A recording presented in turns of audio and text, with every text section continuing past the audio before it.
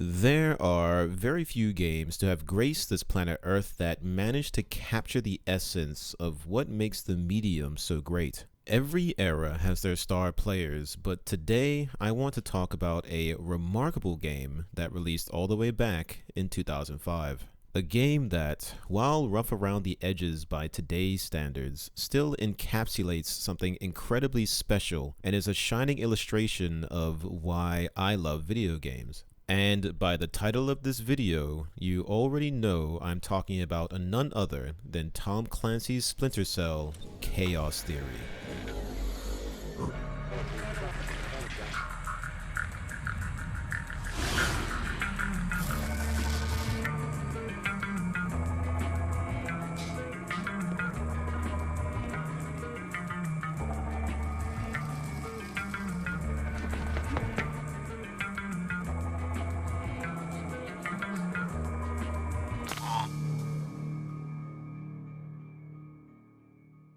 To really understand why this game is distinctive, we need to take a step back and look at the gaming landscape of 2005 and where the stealth genre stood at the time. During that period, stealth wasn't just relegated to a scripted section or treated as a subsystem to more prominent mechanics. It was actually going through a relative boom with many notable stealth games coming out. Technology was improving at a very rapid pace, and developers wanted to show off what was possible, not just graphically, but also with gameplay and AI interactions that would create more immersive experiences. Stealth franchises that had a lot of attention at the time were Metal Gear Solid, Thief, Hitman, Tenchu, and even a more casual stealth experience like Sly Cooper. Splinter Cell itself was already 2 games deep into its lifespan and was actually a flagship title for Ubisoft back then, which really goes to show just how different things were. A pure stealth game being a AAA studio's flagship title in 2026 is incomprehensible. While all of the other series I mentioned had their own distinct approaches to stealth, Chaos Theory was doing something different that, to many, made it stand above the rest. Many of the mechanics present in Chaos Theory weren't entirely new. Series like Thief had already experimented with ideas like light, sound, and movement affecting enemy detection, but Chaos Theory took those concepts and pushed them in a different direction. Instead of a Victorian steampunk fantasy where your main objective is to steal, you are a secret agent set on missions to stop wars from breaking out in a more modern setting. Being a flagship title on the Xbox also made it far more accessible to the average gamer, since PC gaming wasn't nearly as widespread back then and people's interest in Thief was waning at this point. This meant that Splinter Cell, and specifically Chaos Theory, was able to present a deep, meaningful stealth experience to many players for the first time, people who otherwise might never have encountered one. And nothing displays this better than its opening area. When you begin your first mission, you spawn on a dilapidated beach amidst thunder, darkness, rain, and various light sources. You'll immediately notice that there is a heaviness to Sam's movement. This is meant to emphasize that every action you take, even moving, has implications and consequences. To take this concept even further, you are met with 2 shifting bars at the bottom right of the screen, and in moments you come to understand their extreme importance. The one on top represents your light meter, and the one underneath represents the sound meter. These shift in real time to display your visibility to enemies as well as how much sound you're making. A nice touch is the highlighted node on the sound meter that shows the threshold of what's detectable by enemies around you. The beach, with so many different elements and a lack of enemies, is the perfect environment to familiarize yourself with the system you're expected to play under. While there are training videos that explicitly explain how these mechanics work, I think it's still important to note the significance of this starting area. The player can put key concepts together organically, which is always appreciated. An added bonus is what this system doesn't show you. While it's obvious that the extremes of these meters mean undetected or blatant intruder, you don't know how far away an enemy can see you or at what value it becomes a legitimate concern. You don't know how far away an enemy can hear you coming. So the system inherently creates tension that forces the player to slow down, especially when you take the finer details into consideration. Every surface you move across not only has a specific sound, but also registers at its own noise level, which is further affected by movement speed. For example, you can crouch walk on a carpet and not make much noise, but doing a slow standing walk on gravel will let your presence be known in most cases. The amount of noise you can make also changes depending on the environmental noise around you, which shows great attention to detail. Noisy down here. Oh my! Makes it easy to sneak up on people. Couple this with a fantastic lighting engine that is such a sharp contrast between light and shadow that you can't help but admire it. Darkness is actually fucking dark, making the light feel that much more poignant as you sneak around the levels. It's such a great visual aesthetic that reinforces the gameplay loop. Light bad, sound bad, stay quiet, live in darkness. Now, some of you might be scratching your heads and thinking, but Thief did all this before Splinter Cell. Why is Unk on the internet glazing? Hold your horses.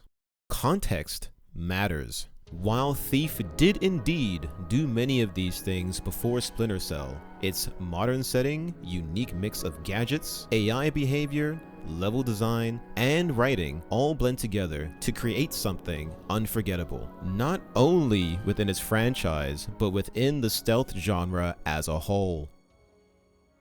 Want to know the other reason why Sam Fisher feels like you're piloting a brick shithouse? It's because he's fucking loaded with gadgets and carries the smug, iron-balled attitude of a jaded war veteran who could carry out these missions in his sleep.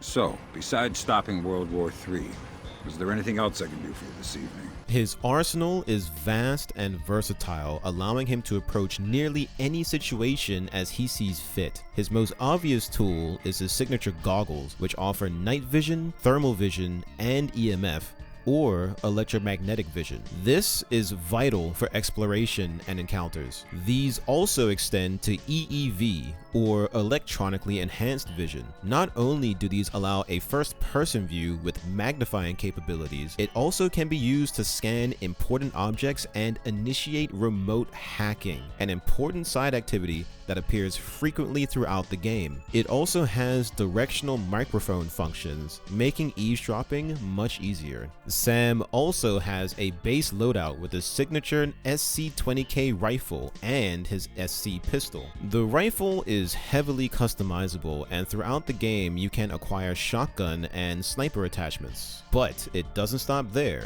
The rifle also fires several unique rounds, like non-lethal airfoil rounds, shocker rounds, and the famous sticky camera, which can be used for surveillance, creating distractions with noise, or even knocking enemies out with sleeping gas. The pistol is an integrally silenced handgun that also has directional EMP functionality, allowing it to temporarily disable electronics. This tool is invaluable due to how many devices it can disrupt. It also lets you save ammo for when you really need it instead of wasting it shooting lights. But wait, there's even more. Sam also has access to a tool called an optic cable used to peek under doors before taking action. This is another great way the game reinforces the idea of slowing down and considering the situation before moving into the next room. And this doesn't include extras like flashbangs, smoke grenades, frag grenades,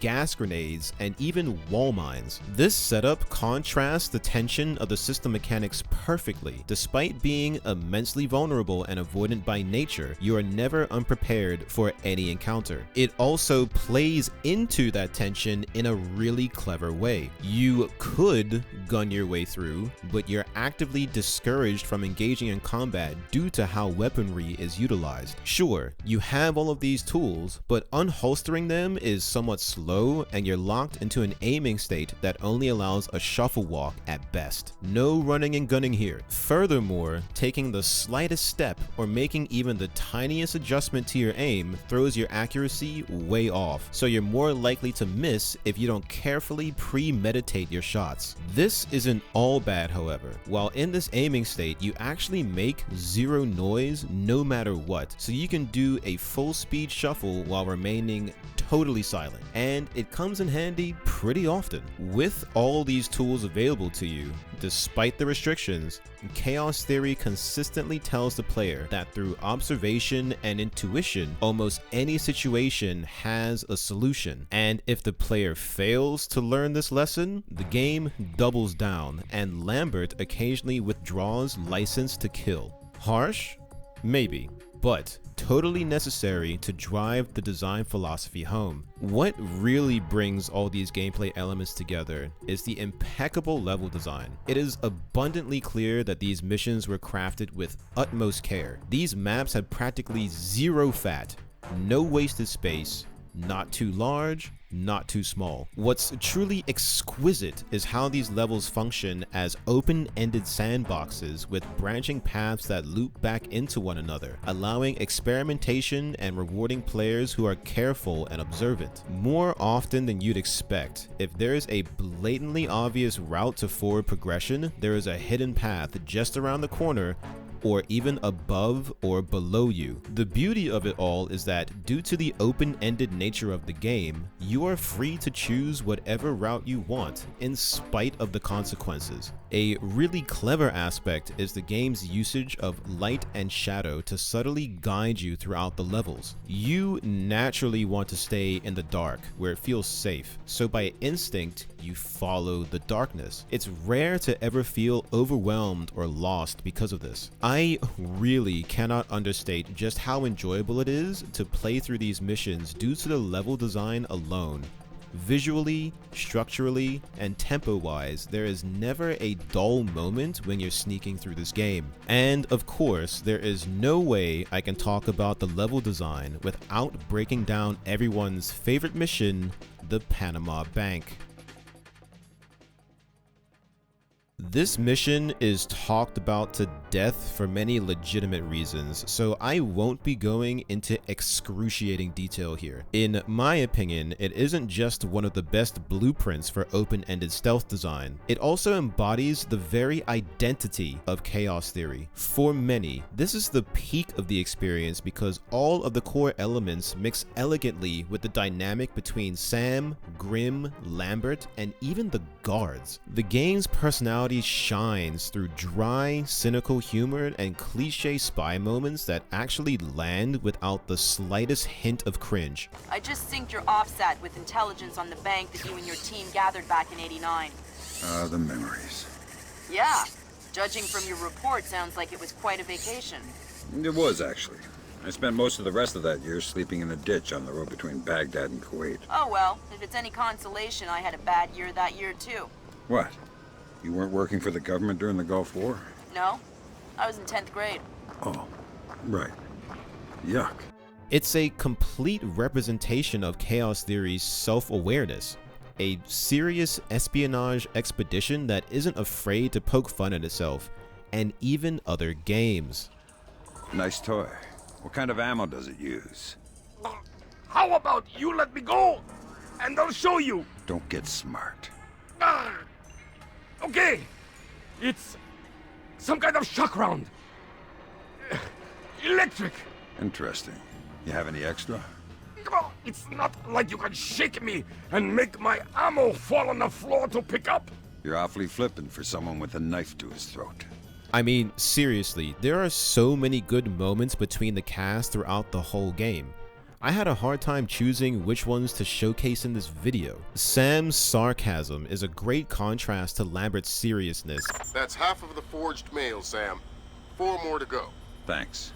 I've always found it hard to count past 3. No need to be smarmy, Sam. And Grimm's spunky attitude constantly challenging Sam's elder status is such a treat. But the bank mission itself is exemplary of excellent open stealth design. Right from the beginning, you are eavesdropping on guards who warn you about motion sensing lights, setting the stage. You're instantly met with many choices, and all of them significantly affect how the mission plays out thereafter. You can sneak over to the breaker box to shut off the power, blanketing the courtyard in darkness, but freaking out the guards while you're stuck at a dead end. You can methodically take out lights if you want. Do you distract the guards while disabling the camera to go through the front door? Do you use gadgets? Or do you pick up a rock and distract them? Or, even funnier, knock one out with it? Or do you check the opposite side and see what lies in that direction? It's important to note how this mission immediately sets up the player with many different options, and it's all so subtle that you don't even think about it. You just seamlessly engage in whatever way you see fit. Most players do end up going through the back way, which is the intended path, and it gives us some iconic moments between Sam and Grimm, and segues into even more choice.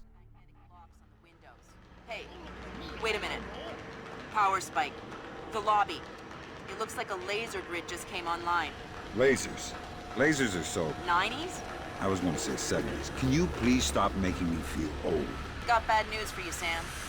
You are old. I haven't mentioned this up until now, but Chaos Theory has a plethora of side objectives in its missions, and the bank, once again, does an immaculate job of incentivizing the player to pursue them. Want to make sure that Sam's scent is completely thrown off during the mission? Upload fake emails at key points throughout the map. This is brilliant because it directly ties narrative and gameplay incentive together. Of course you want to do that, because why wouldn't you? You're a secret agent robbing a bank. It only makes sense. And now, the game has you engaging in its exploration loop, all while being unobtrusive. Scouring the map doesn't feel like a chore, it feels important. The reactive AI scattered throughout this mission also have top-notch placement that showcases their capabilities. A light goes off, they cautiously check.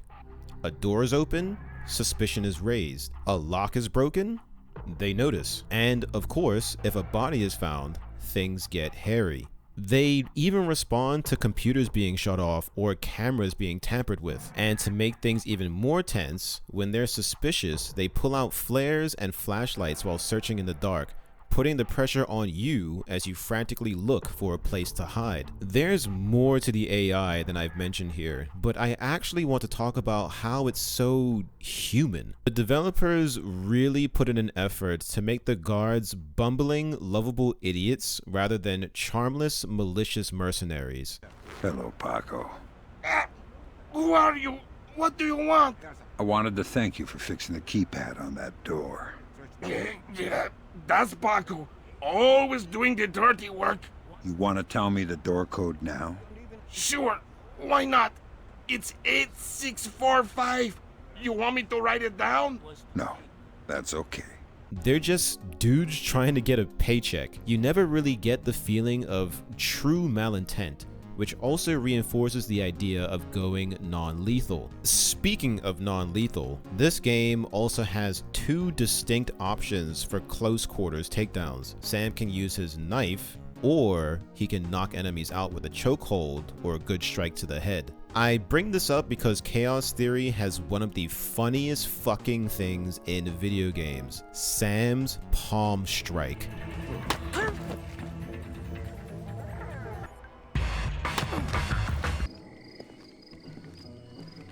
Back up!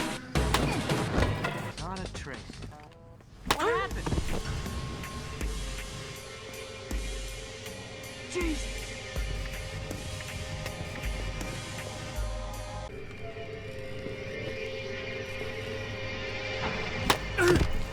This shit was hilarious 21 years ago, and it still makes me laugh today. This game is so mechanically dense and rich with small details that there's like a million things I haven't said in this video because it would probably never end if I did. From dead bodies visually losing their warmth in real time to paths you didn't notice before, you could replay this game many times and still discover new and interesting things. In that sense, not only is Chaos Theory a classic stealth game, but it is also emblematic of the true craft of video games. In an age where gaming genres and formats have largely homogenized, with stealth specifically taking a back seat, revisiting this beast of a game is always a pleasure. And I implore any new bloods to take a shot in the dark.